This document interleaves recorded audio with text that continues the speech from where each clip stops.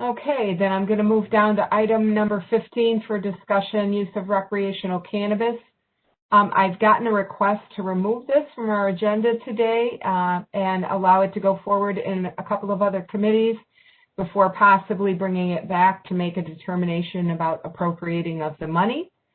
But I probably need a motion to remove it. Mueller. Jackie, the question was actually just to push it back a month, not to actually have it on another committee. I guess that's up for executive to decide if they want to have a committee, but I'll motion to postpone this 1 month. Okay, thank you, Rachel. I got a motion. Do I have a second? Second. All in favor? Can we do the roll call? Did we just motion for two totally different things? Can staff or somebody clarify what we're doing? Jackie, I think this is a discussion, so we can just move it to the next meeting if we choose. Right. Without a motion. Yeah, we don't need a motion. Oh, okay. To the next meeting, that's fine. All right, take it back. After the reorg, Jackie, just so everyone's know, I mean, I think it'd be good to make sure we get the new board in place. Well, I'm guessing this will be in January, so. It's probably most likely January. Yep. No, that's fine. If you don't need a motion, we'll just move it to January. You got that, Beth? Okay. Ma'am, we do. Okay. Thanks. Is there any other new business anybody wants to bring forward? Any public comments? Yes, ma'am. We have a number of emails we've received regarding the use of the recreational cannabis funds. We're suggesting going ahead and reading these all into the record so they're part of the minutes, mainly because we don't want to hold these until the next meeting, which may be January. Yeah. So Lana has the emails that she will read into the record. I don't see anyone else that wants to speak that's on the meeting right now. Okay. And normally we limit comments in public comment to new material and nothing over 3 minutes. So Lana, I understand you might have some really long ones. I'm probably going to cut you off on one of them. Jackie, I don't think we do limit it to new. No? Jackie, our rules don't say that we limit it to new business, or new information. Well, that's the public has the right to speak. That's the way it is in the normal county board meetings, Rachel. Or at least that's the way they've been run. I don't know if it says that in the rules per se, but that's the way they've been run, and limited to 3 minutes. So unless somebody has an objection. Limit is, yeah, the time limit is there. Okay. So unless somebody has an objection to 3 minutes, Jackie, every single. Mimi. I think the limit might be 2 minutes. Beth or Lana, could you weigh in on that? Yes, I believe it is at 2 minutes. Okay. I was wrong. Thank you. Stand corrected. 2 minutes. Bottom line, these things are going to be in the meeting minutes verbatim. They're going to be scanned in, typed in, whatever. So if anybody feels like they didn't get their 2 minutes worth, each one of us can go and read them, as can the public. I'd be cautious on limiting public comments, but if that's what you want to do, go ahead. I don't know how many of them there are, Jim. Minutes? I mean, do we need to read them? The rules say that rarely has anybody been cut off or not been allowed to go on when they have 2 minutes for public comment. And I would suggest, since they're actually emailing it in, just listen to it and take the full public comment. Don't try to cut it off. Yeah, I agree with them. Have at it. That we should listen to the public. Can you hear me? Public comment, that's all. I'm going to be very clear. This is not saying that I'm not going to listen to the public. I'm going to read these emails very, very carefully. I just think that in the interest of time, we can follow our own rules and do 2 minutes per comment.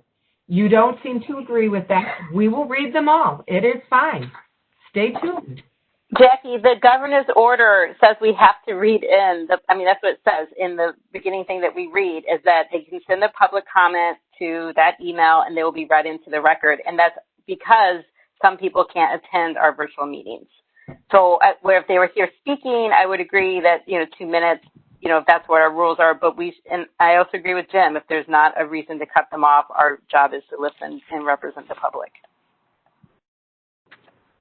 Okay, can you hear me? Yep.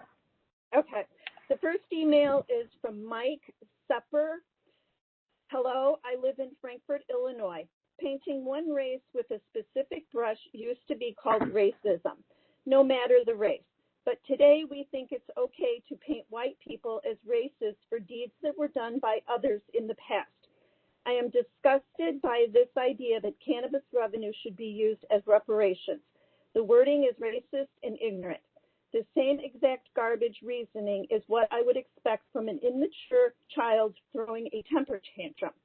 If this measure passes, you can kiss my family's tax base goodbye. Luckily, we are financially capable of moving. Mike Scepter. Next is an email from Chris Rojek. I am a citizen of Will County and recently heard of your desire to open up the debate about reparations for our minority community in Will County. My feelings on this are not to be construed as racially motivated, as I think this is worthy of a discussion. I feel that this matter was resolved during and at the end of the American War between the states, when thousands of Union soldiers paid the ultimate price for the freedom of those held in slavery. These soldiers fought for what they believed. Was this war a tragedy? Without a doubt. Was slavery a tragedy? Also without a doubt. Where will this end?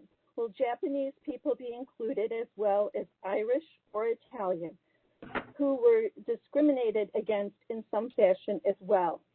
Will my tax money be included when my ancestors did not arrive to this great country until the late 1800s? Is it not better to learn from our past to afford a better future? Perhaps there is an underlying monetary motivation rather than an atonement for the sins of our forefathers. Please consider this measure fully and talk to all citizens before you make a decision on this, please. For I think you set a dangerous precedent. Sincerely, Chris Rojek. Next is an email from Michael Dwyer to the Will County Board members. I read an article in the Herald about reparations resolution concerning how to disperse the funds from the marijuana tax. I have been a lifelong Will County resident and feel very strongly about one of the ideas presented, which is to allocate a certain amount of funds to the African American Black ethnic group. I feel it should not go to one ethnic group, but to groups of people that are underprivileged regardless of ethnicity.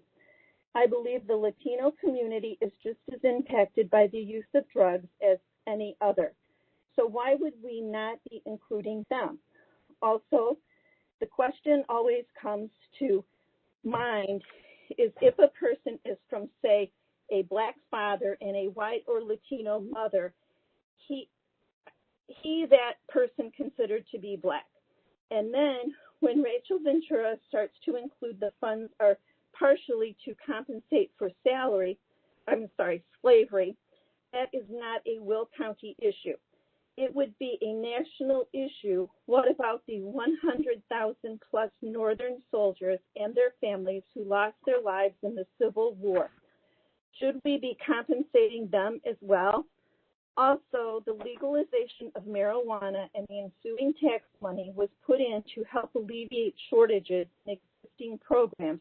And in these times, I am sure there are many existing underfunded programs that benefit all ethnic groups that really need the help. So when deciding on what to do with the money, I believe Steve Ballage has a much clearer idea on how to disperse the funds. So I will be watching how this progresses very closely and hope the Will County Board does the right thing and spreads the available funds to all groups and not one specific ethnicity. That is what you were all elected to do. If you have questions, let me know. Thanks, Michael Dwyer.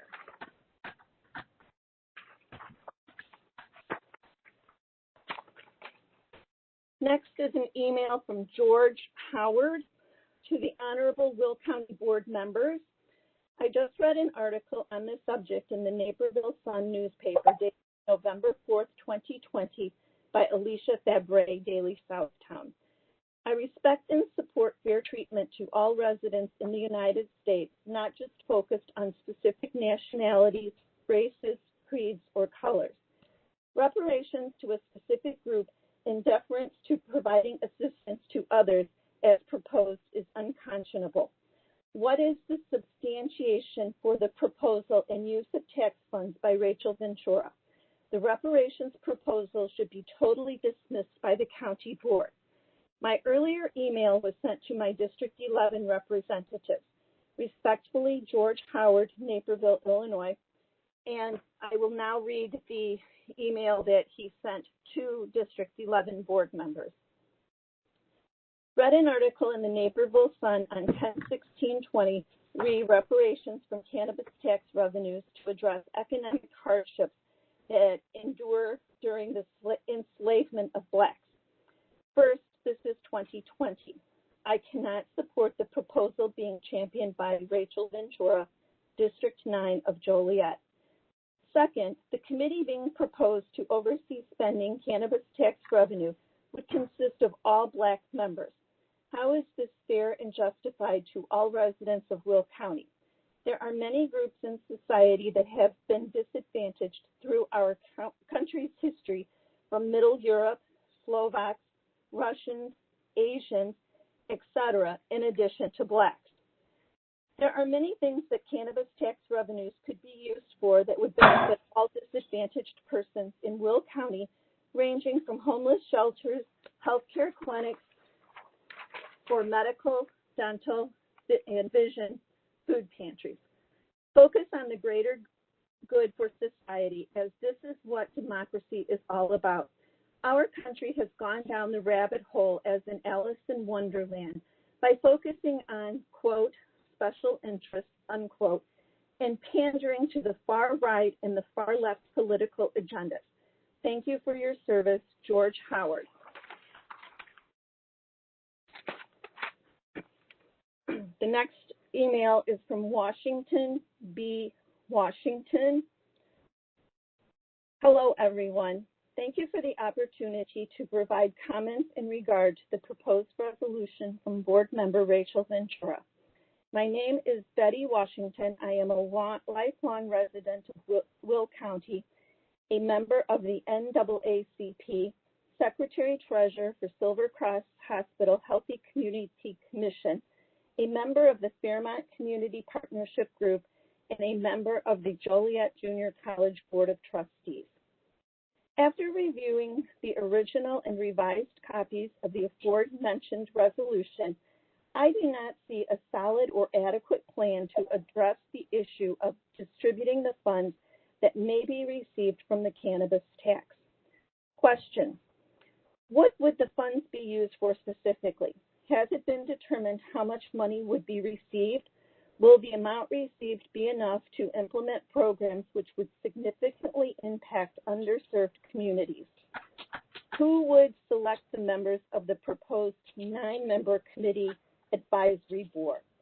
What would their call to action be?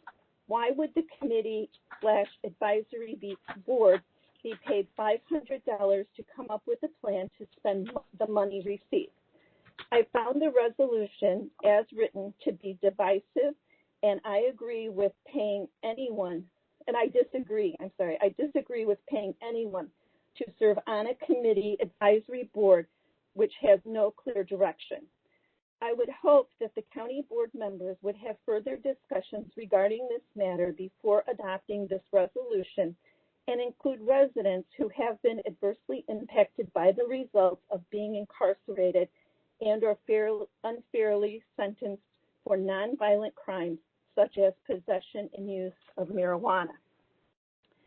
I would also recommend working with nonprofit organizations throughout Will County who are already providing services and resources to underserved communities. One suggestion would be to issue requests for proposals to legitimate organizations Review the proposals which are received to determine the distribution of funds which could be used for job training, expungement of eligible criminal records, assistance with finding gainful employment, etc.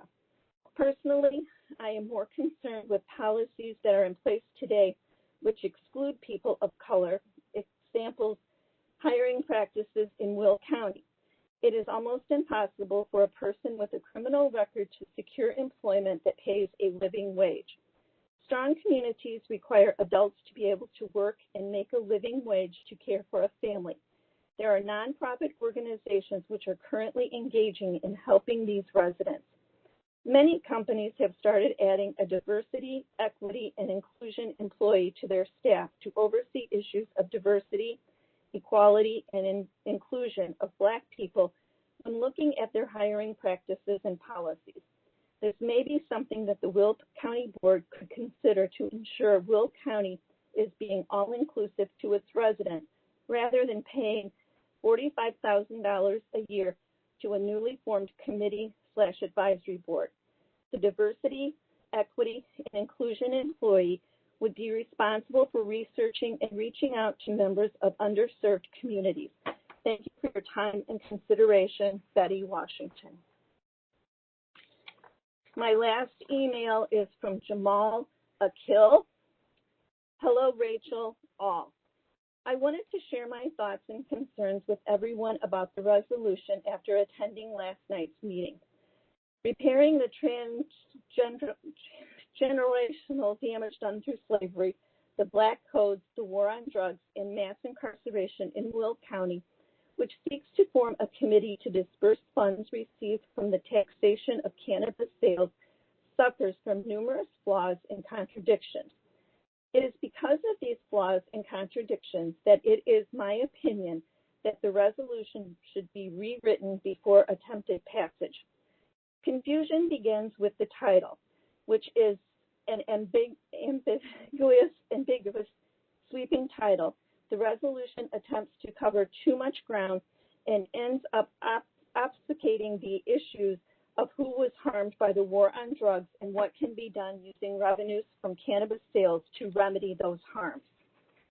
The enslavement of Africans was officially condoned in what would become the United States of America from 1619 until almost 100 years after the official founding of this country in 1865.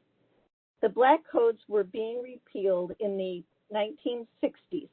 The Jim Crow era in the United States history began towards the end of the Reconstruction period and lasted until 1965 with the passage of the Voting Rights Act. The war on drugs began in the 1970s and targeted the anti-war left and Black people. The Marijuana Tax Act of 1937 was later repealed and replaced with other drug laws. And while rates of imprisonment have fallen since the late 2000s, the U.S. still has the highest rate of incarceration in the world. In 2018, Black Americans represented 33% of the sentenced prison population, nearly triple their 12% share of the U.S. adult population. Whites accounted for 30% of prisoners, about half their 63% share of the adult population. Hispanics accounted for 23% of the inmates, compared with 15% of the adult population. That does have a citation listed in the email of www.pewresearch.org, Fact Tank 2020-05-06, share of Black, White, Hispanic Americans in prison. I humbly make the following suggestions. Remove any reference to slavery, the Black Codes, and Jim Crow. From the changing definition of African American. Before 1965, Black people of foreign birth residing in the United States were nearly invisible. According to the 1960 census, their percentage of population was to the right of the decimal point. But after 1965, men and women of African descent entered the United States in ever-increasing numbers. During the 1990s, some 900,000 Black immigrants came from the Caribbean. Another 400,000 came from Africa. Still others came from Europe and the Pacific Rim. By the beginning of the 21st century, more people had come from Africa to live in the United States than during the centuries of the slave trade. At that point, nearly 1 in 10 Black Americans was an immigrant or a child of immigrant. That has a citing of the Smithsonian.com. It would not be appropriate to compensate immigrants who came to America post-1965 for slavery. The Black Codes, or Jim Crow, as they and their descendants did not suffer from these harms. Black immigrants from Africa are more likely than Americans overall to have a college degree, and Black immigrants have higher wealth and income levels than Black Americans that trace their ancestry to slavery in the U.S. I hope a thorough examination of the data illuminates the fact that Black Americans who are descendants of those who were enslaved here should have their condition examined separately from Black people who immigrated, from Black people of immigrant or Latino origin.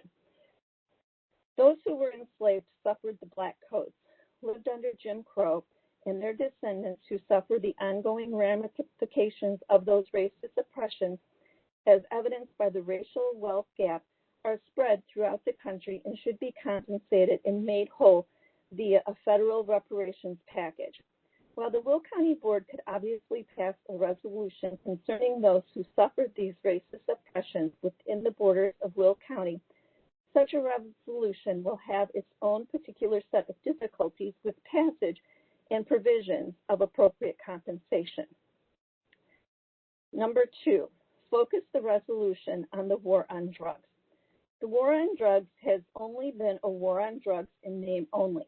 It has been a war against poor people and a war against Black people, but too many people of every color and ethnicity have found themselves in the crosshairs. Marijuana arrests now account for over half of all drug arrests in the United States. Of the 8.2 million marijuana arrests between 2001 and 2010, 88% were for simply having marijuana. Nationwide, the arrest data revealed one constant trend: significant racial bias. Despite roughly equal usage rates, Blacks are 3.73 times more likely than whites to be arrested for marijuana. There is a source of cited here of the ACLU.org. Drug arrests have destroyed lives, derailed promising careers, broken families apart, and contributed to generational poverty by removing working family members from the household and placing them in prison for nonviolent offenses. Number 3, create a committee to distribute the funds using a racial justice, reparation justice lens. Rather than requiring that all members of the committee self-identify as Black or African American, require that all members of the board have an arrest and/or conviction for marijuana possession and/or serve in some capacity with other organizations that serve those who have been arrested for marijuana possession. Consider that the racial and ethnic groups composition of the committee should reflect the racial ethnic composition of those who reside in Will County who have been arrested for marijuana possession. Thank you for taking the time to read this email and consider my suggestions. Sincerely, Jamil Akil. And that is all I have. Jackie, I do have a member of the public that raised their hand to comment. Awesome, let them in.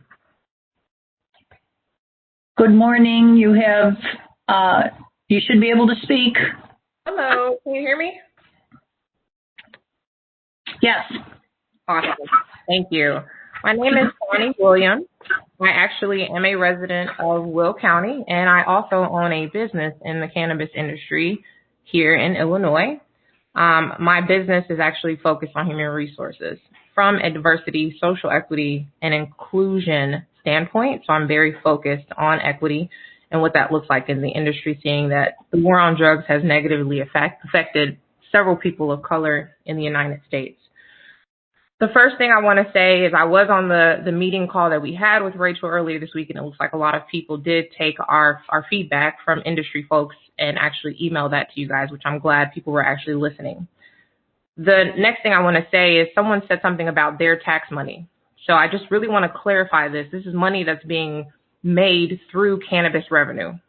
It's cannabis revenue. It's not something that Will County residents are paying in unless you're a cannabis consumer, then technically that is your tax. So that's number one. Number two, I think the words that are being thrown around that are really confusing people that we should probably take care of is slavery and reparations. I don't think those words belong in this document because this really has nothing to do with slavery. This has to do with what's currently going on in America on a daily basis with disenfranchised groups like Latinos and Blacks in America. And what I mean by that is the war on drugs and how it literally devastated these communities. The suggestion to create a board or committee to discuss these funds is the main takeaway. I think that is the real key here. With some of you guys that are really focusing on those words, slavery and reparations, you really should be focusing on the fact that there should be a committee that should focus on where that money goes. Because as you can see, it's a lot of money. There's a lot of money coming out of this revenue. Half of the people, I'm sure, on this phone, on this call, and probably half of the people that emailed you, criminalize cannabis consumers on a regular basis, even though it's legalized in Illinois. And so, for me, that's the weird part about this whole thing. We have folks that don't even understand this plant. This plant is highly political, and it's ruined people's lives for the last 80 years. We somehow have been able to give Jewish Americans and Native Americans reparations for all of the devastation that has occurred in their communities. And yet anytime Black or brown comes up, it's a no-no, it's taboo. We need to look at ourselves as a country and figure out why that is.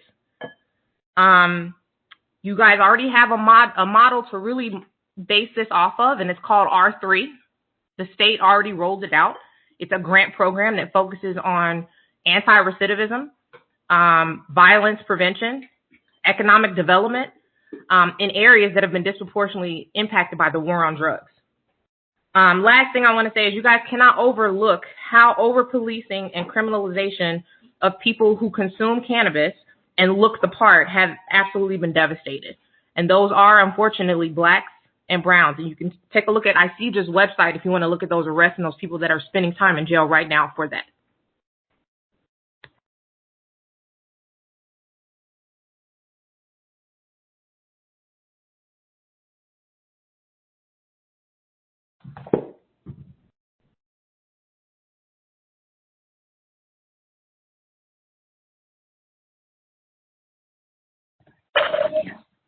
I believe we have another.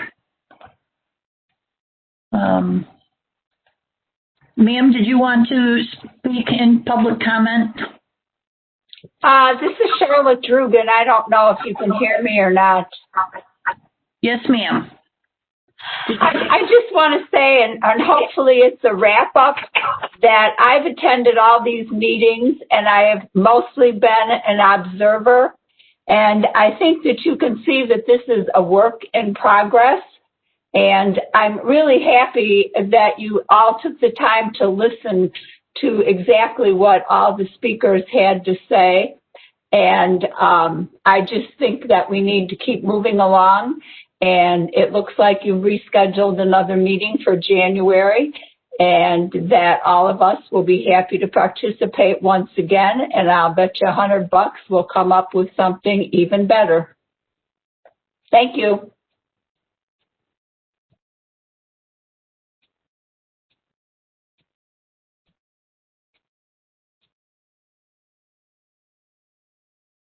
To unmute Patty, she's texting me saying she can't raise her hand.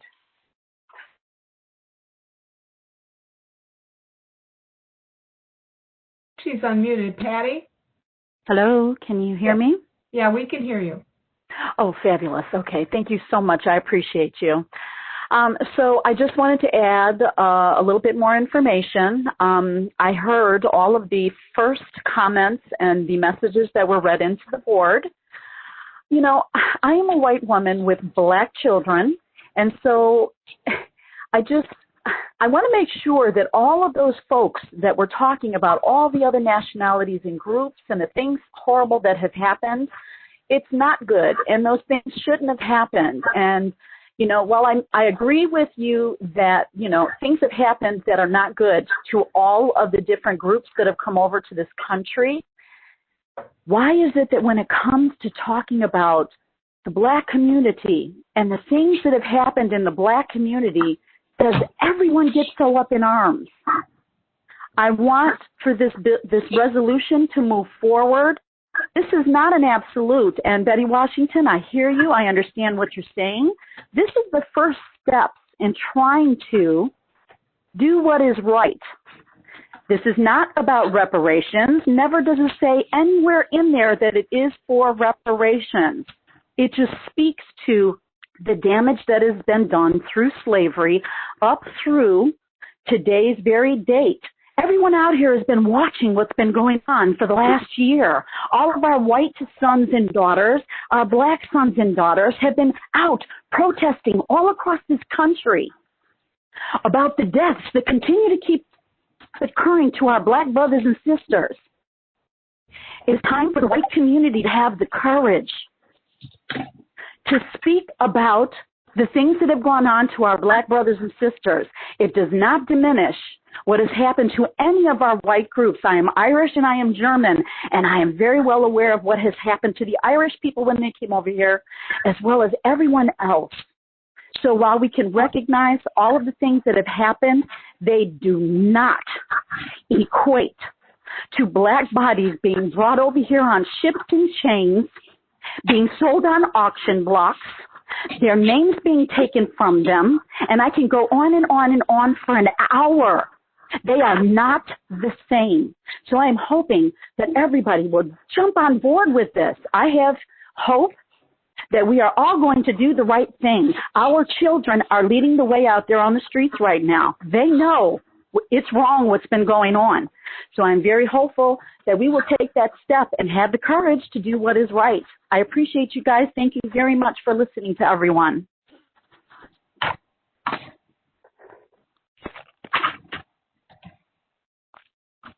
Do we have another speaker, Beth? Yes, Daryl Parks. Good afternoon, everyone. Just a couple of quick points I'd like to make. Having heard everyone's comments and concerns, some of them I expected, one or two I didn't expect. This is not a resolution on reparations by any stretch of the imagination. This is, in my opinion, it comes down to a couple of things. Number one, it comes down to a sale of a product that at one time was illegal and now is legal, and the effect that it has had in communities, black and brown communities. And all we're asking for is saying, let's take some of this money, form a committee, and do something positive for the people that have been affected, right? We're not trying, and again, this isn't about, come on, people, this isn't about money. This is about power. This is about a shift in being able to control money that's coming in. It has nothing to do with the money. It's about power shift, right? So when you can talk about slavery and the black codes, yeah, that's all. No, that's not what this is strictly about. The effect that the war on drugs has had in our communities, the rates of, and the numbers have been thrown out, the rates of black people being arrested, jail, still sitting in jail, even though the product isn't illegal anymore, still sitting in jail. And we're saying, let's take some of that money and do something positive with it and allow black and brown people to make the decision for black and brown people, right? Because in the last point, last one I checked, Jackie, you're right, those lines are still out there. And I don't see a lot of black folks standing in that line, but I know they went to prison. Okay, I'm done. Thank you.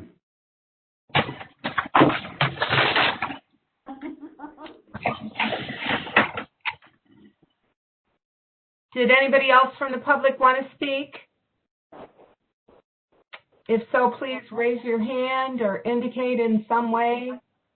Did anybody else want to speak? Anyone from the public want to speak? Yes. Was that somebody? Or was that you, Beth? Box, Alexander Perez is saying yes. Ah, okay. Alexander Perez. Can we unmute him, Beth? Alexander, go ahead. Yeah, can you guys hear me?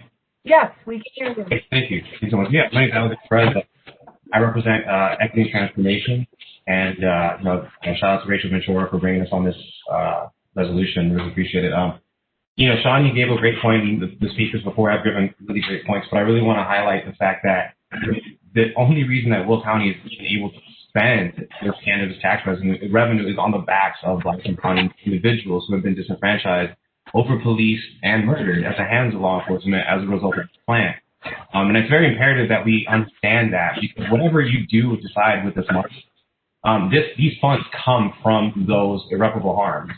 And so I really want to push that, highlight that, and underscore that for the reason it's already been said. This money needs to be spent morally and ethically in the communities that have given Will County the ability to even spend this money.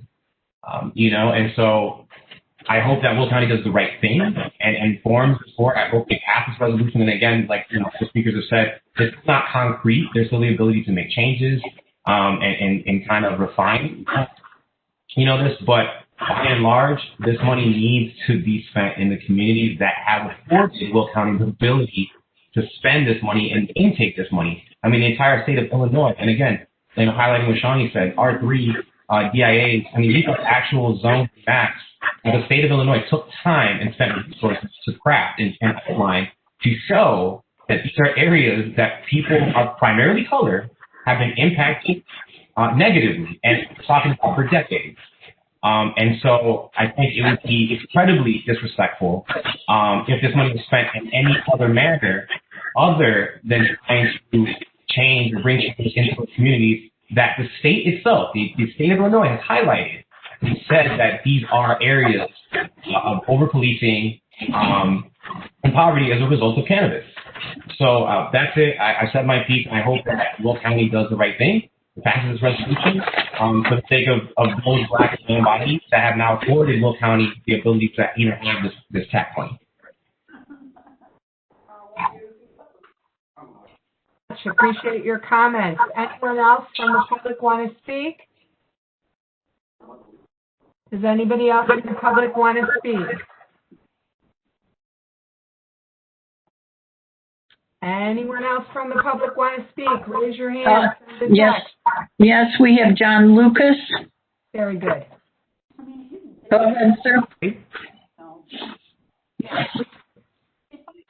Lucas, I have just recently moved back to the city of Joliet, Illinois. I'm a youth advocate. I have a nonprofit called Step Into the Light, where I work with Black youth, giving mentorship and guiding them towards collegiate institutions and into the workforce for gainful employment. With the past sentiment, I do want to, I agree with a lot that's being said. The Black community especially has been directly impacted with this issue. I want you to know that I am dealing with youth right now who are the children and grandchildren of people that have been directly affected by this issue. They have grandparents that have been in jail for possession. They have parents that have been in jail for possession. And so I want you all to truly understand the gravitas of how this issue has affected specifically Black people. When we talk about Black people, I know there was another email that was written that talked about and kind of gave the history on the descendants of slaves. I do consider myself a Black freedman. Black freedmen are the emancipated slaves here in America.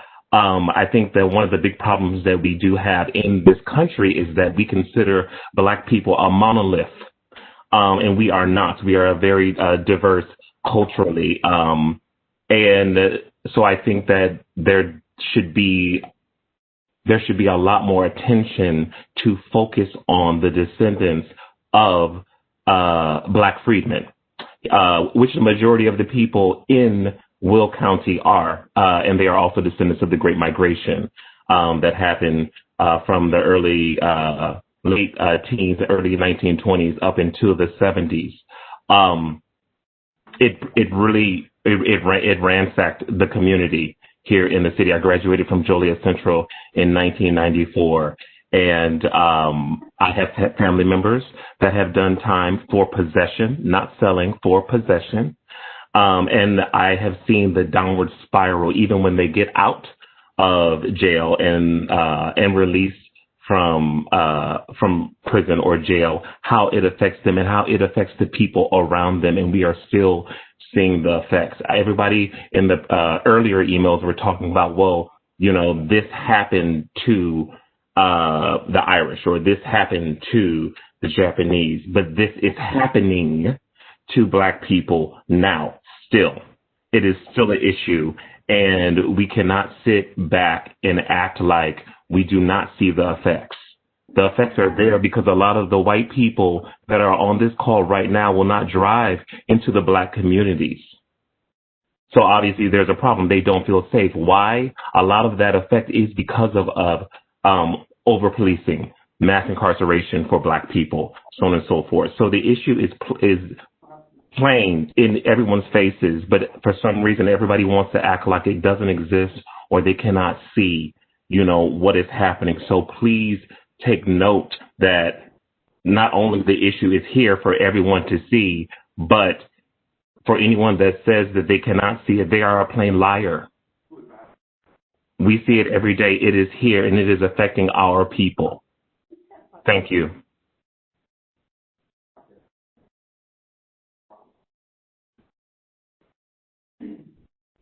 Anyone else wish to speak? Anyone from the public? Please indicate, raise a hand, send a smoke signal. Anyone else from the public wishing to speak? Anyone else from the public wishing to speak? Going once, going twice? I do hear a lot of laughter. I hope that board members are paying attention. Okay, so I think we're done with public comment. I have no report. Ken, are you still here? One thing, if there are people who didn't get to speak, if they could send an email to either publiccomment@willcountyillinois.com or directly to the county board at countyboard@willcountyillinois.com. And, this is not a reparations resolution. It only references the history so that we know how we have treated Blacks from a historical standpoint that then justifies why a committee of all Black individuals is needed. I think Darrell Parks said it best when he said this isn't about the money. It is definitely about a shift of power in giving a voice to those who have not had a voice but have been most effective. So, and it's also about being proactive with our new tax dollars, not reactive. And this is not about cutting a reparations check to anyone or trying to make up for slavery. That is why I will be sending some edits. I've been meeting with members of the community, and that's one reason we asked to have this pushed back, so I could have those edits prepared in writing and sent to the board for consideration. But I do encourage the media and the county board to read through the resolution very carefully and to correct any misinformation that may be out there, that maybe people have read just the headline of an article thinking it's about reparations and a check, and indeed it's not. So I would encourage a prepared discussion in January on what changes can be made to this resolution to make it workable, because I think that you have heard that there is damage that's been done, and the idea is to put these dollars in to shrink the wealth gap, which improves all of our lives. We all get lower tax dollars when everybody makes more money. So this is a goal to help everybody, but we're asking that those who have been affected most get a voice and a seat at the table. Thank you, and I look forward to our conversation in January. Either by myself, like Paul, or Have anything, Ken? Well, first I'd like to thank you for presiding over this meeting for me. I'm up here in Chicago, working with my mother-in-law, doing multitasking. So I do appreciate you.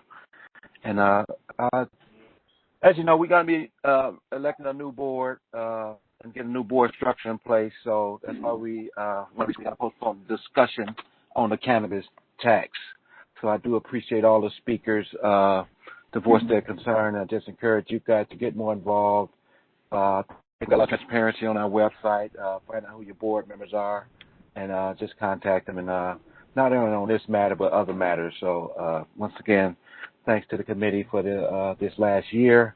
I think we got a board meeting coming up in a few weeks, and we will be plugging away at the budget some more to make sure those numbers get in line. So that's all I had.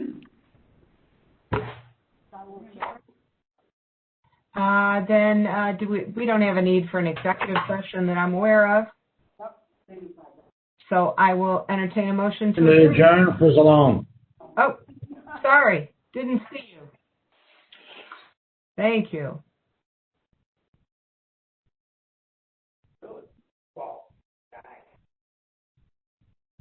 All those in favor? Aye. We are adjourned until November 7th. Yeah, November 17th at 10 a.m. Yeah. I was going to say something smart, but that's okay. I will digress. We can still hear you.